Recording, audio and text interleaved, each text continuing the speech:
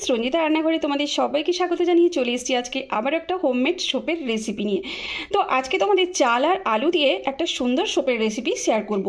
तो ये सोपटा किन्तु आमरा फेसेও ব্যবহার করতে পারি, खूबই उपकारी। तो चलो तार জন্য তোমরা আমার পুরো ভিডিওটা দেখো, তোমাদের খুব ভালো লাগবে এবং তোমাদের খুব উপকারেও লাগবে। তো চলো শুরু করা যাক। প্রথমে কিন্তু আমি চালটাকে এর মধ্যে নিয়ে নেব। তো এখানে আমি হাফ বাটি চাল নিয়েছি। তো চালটাকে আমি দুবার করে জল দিয়ে ধুয়ে নেব। আর এখানে আমি আতপ চাল নিয়েছি, তোমরা চাইলে নরমাল চালও নিতে পারো, মানে তোমাদের বাড়িতে যেরকম চাল থাকবে সেই চাল দিয়েও তোমরা সোপটা বানাতে পারো। তো চলো এটাকে আমি দুবার করে ধুয়ে নিই। তো দুবার ধোয়ার পরে এবারে এতে আরও একটু আমি জল দিয়ে দিলাম।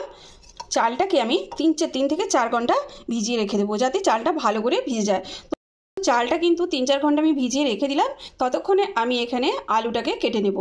তো কিন্তু আমার কাটা হয়ে গেছে। তো এবারে আলুগুলোকে আমি মিক্সি জারের মধ্যে নিয়ে নেব। আর আমি আলুটা কাটার আগে আলুটাকে ভালো করে ধুয়ে নিয়েছিলাম। তো চলো এর একটা প্লেন পেস্ট করে নিয়ে আসি। তো দিয়ে দিলাম সামান্য একটু জল। তো জল দিয়ে কিন্তু পেস্টটা আলুটা কিন্তু আমার পেস্ট হয়ে গেছে। তো এবারে আলুটাকে আমি ফিল্টার করে নেব, মানে আলুর জুসটা শুধু নিয়ে নেব। তো তার জন্য দেখো এখানে একটা সাদা কাপড় নিয়েছি, আর কাপড়ের নিচে একটা ছোট্ট বাটি আছে। তো ওর মধ্যে কিন্তু আমি এটা ঢেলে দিলাম। এবারে দেখো আমার চালটা কি সুন্দরভাবে ভিজে গেছে। আমি 3 ঘন্টা ভিজিয়ে রেখেছিলাম।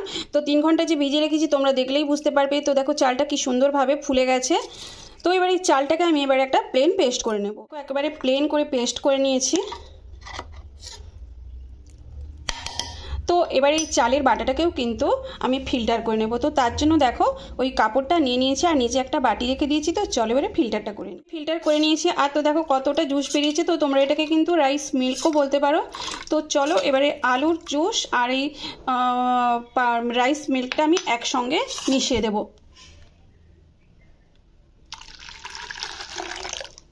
তো অনেকটা পরিমাণ আমার হয়ে গেল। এবারে আমি কিন্তু সোপ বেসটা নিয়ে নিয়েছি। তো এখানে যতটা আমার পরিমাণ লাগবে আমি ততটুকু সোপ বেস নিয়ে নেব।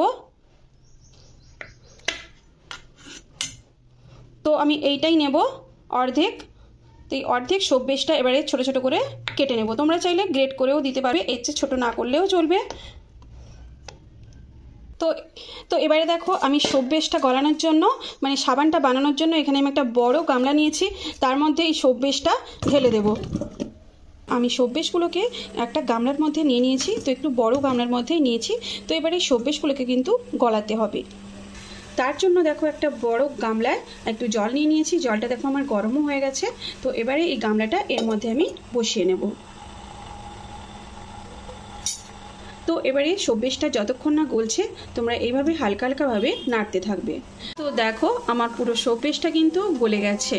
তো এবারে আমি এখানে দিয়ে দেব ওই আলু আর চালের জুসটা।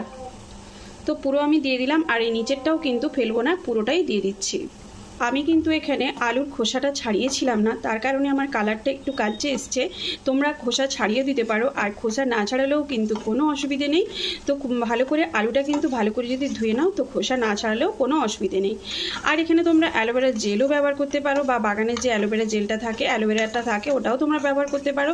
কারণ আমার স্কিনে অ্যালোভেরাটা স্যুট হয় না, তার কারণে আমি অ্যালোভেরাটা দিচ্ছি না বা দিইনি। তোমাদের যাদের স্কিনে অ্যালোভেরা স্যুট হয় তোমরা কিন্তু এই সাবানে দিতে পারো। তো দেখো এইভাবে আমি কিন্তু 2 থেকে 3 মিনিট নাড়াচাড়া করেছি। তো তার ফলে দেখো কি সুন্দরভাবে একটা ফেনা ফেনা মতন হয়ে গেছে। তো এই পর্যায়ে আমি কিন্তু ওভেনটা অফ করে দেবো। আমি ওভেনটা কিন্তু অফ করে দিয়েছি। আর এটা এমনি হালকাভাবে আমি একটু নাড়াচাড়া করে দিচ্ছি। তো এটা নাড়ার ফলে দেখবে কি সুন্দর একটা হালকা মানে গন্ধ বেরোয়। তো তোমরা সেটা বুঝতেই পারবে। তো চলো এবার এটাকে আমি একটা সোপ বোলসের মধ্যে নিয়ে নিচ্ছি। এখানে দেখো সোপ বোলসগুলো আমি রেডি করে নিয়েছি। তো এবারে আমি অল্প অল্প করে সোপ বোলসগুলোর মধ্যে ঢেলে দেবো।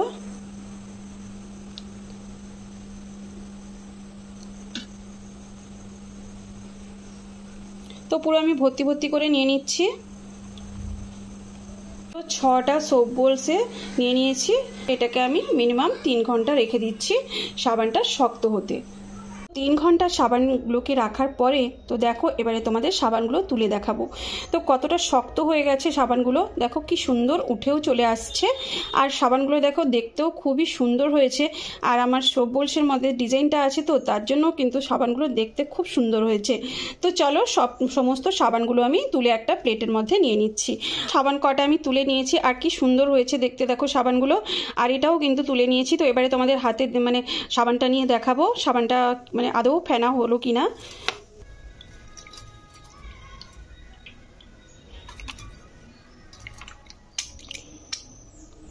হয়তো বাজারে যে সাবান পাওয়া যায় সেরকম হয়তো তোমরা মানে ফ্লেভারটা পাবে না, অরিজিনাল যে চাল বা আলুর যে ফ্লেভারটা সেইটা হয়তো থাকবে, লাইট স্মেল তোমরা পাবে। তো দেখো কি সুন্দরভাবে হাতটা ধোয়া হয়ে গেল আর ফেনাও কি সুন্দর হয়েছে।